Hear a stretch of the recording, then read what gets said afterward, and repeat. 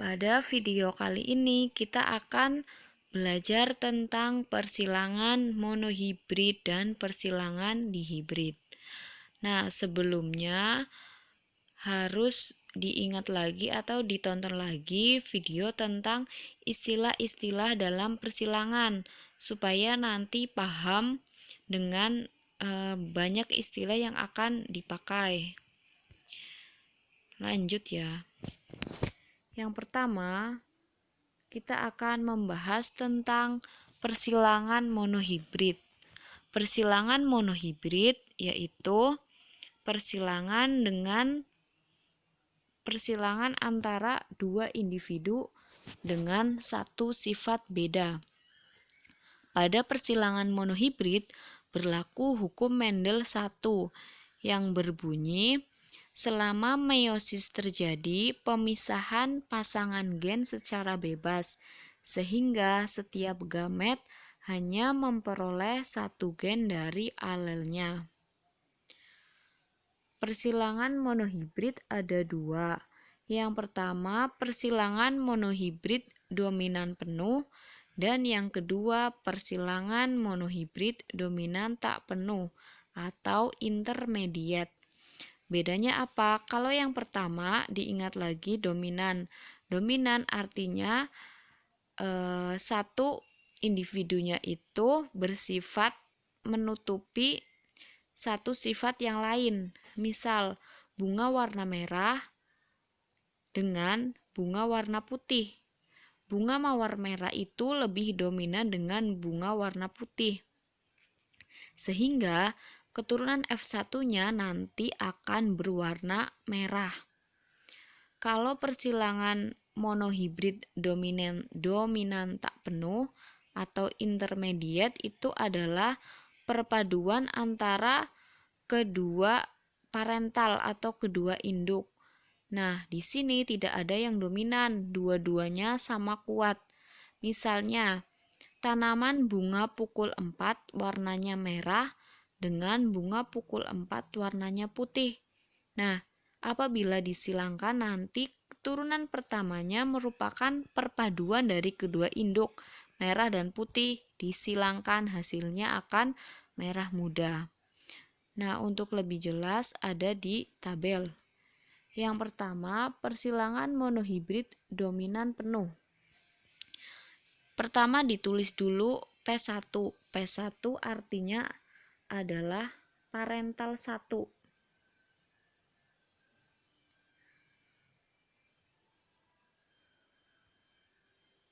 Parental 1 tadi induknya adalah merah. Merah di sini dominan, maka ditulisnya adalah huruf besar, M besar, M besar.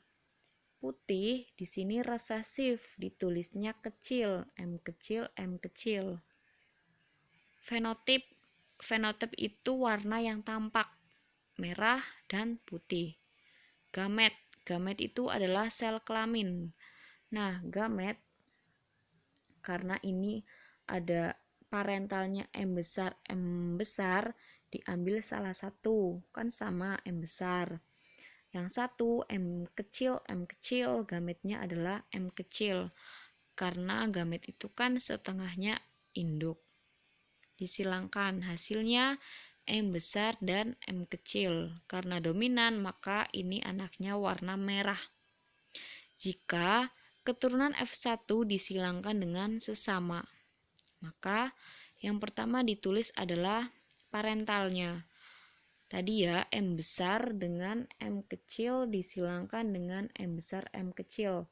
Fenotipnya adalah warna merah dua-duanya. Gametnya berarti masing-masing ada dua. Ada M besar dan M kecil. Ini juga sama, M besar dan M kecil. Untuk mempermudah menyilangkan, dibuat tabel. Nah, di sini tabelnya ada dua kolom. Ini yang atas adalah gamet M besar dan M kecil. Yang bawah juga gamet M besar dan M kecil. ini adalah hasil persilangannya. M besar disilangkan dengan M besar. Hasilnya M besar, M besar. Terus ini M besar dengan M kecil. Hasilnya adalah M besar, M kecil. Terus ini M besar dengan M kecil. Hasilnya M besar, M kecil. Dan ini yang terakhir M kecil dengan M kecil. Hasilnya M kecil dengan M kecil. Karena ini dominan penuh, bunga akan berwarna merah jika ada M besarnya. Maka diperoleh perbandingan M besar, M besar, M besar, M kecil, M besar, M kecil, dan M kecil, M kecil. Genotipnya itu 1:2:1. Fenotipnya warna yang muncul ketika ada M besarnya maka merah.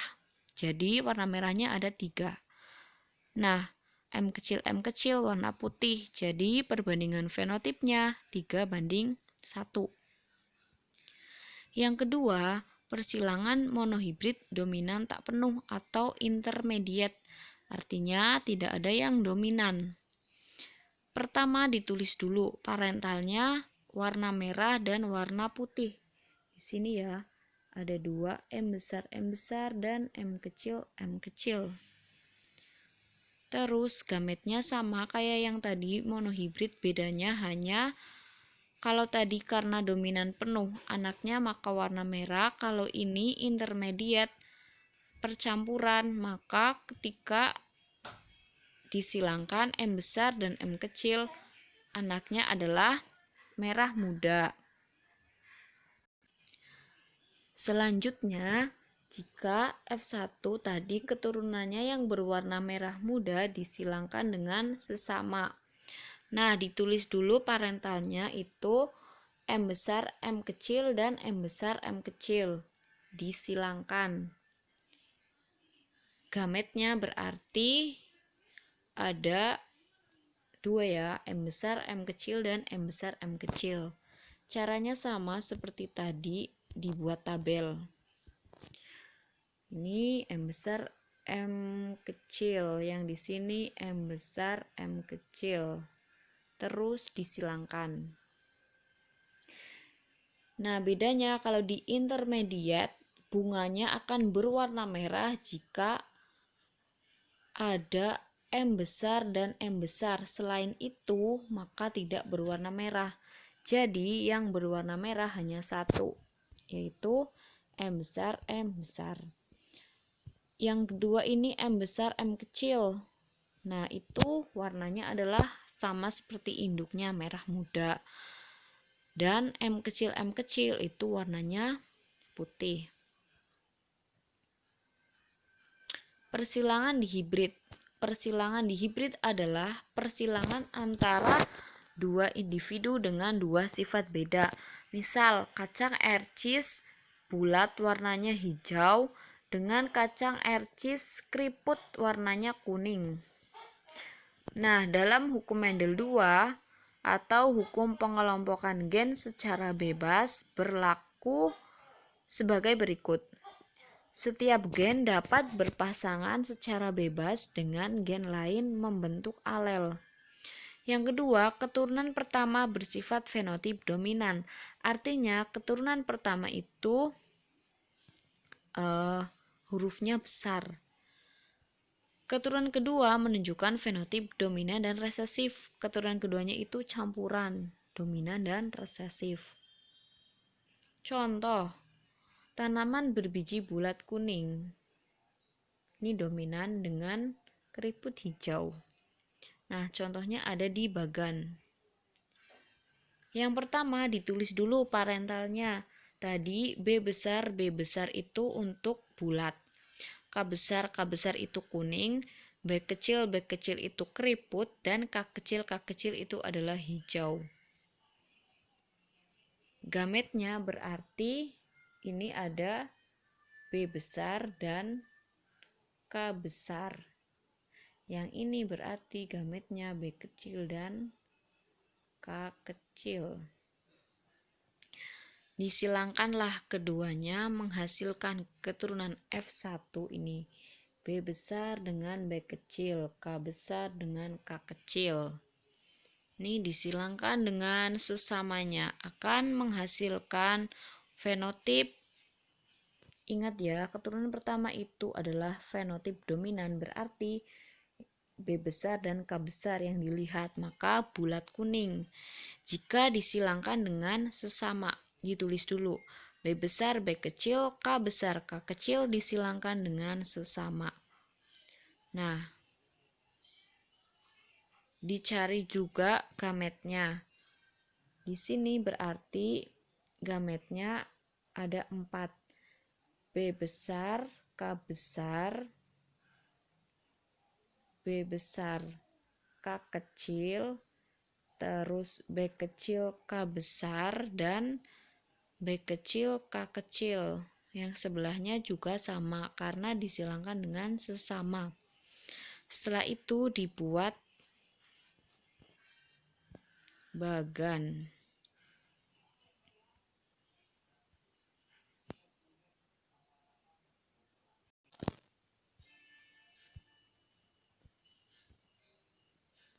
Nah, dibuat bagan. Tadi gametnya ada 4.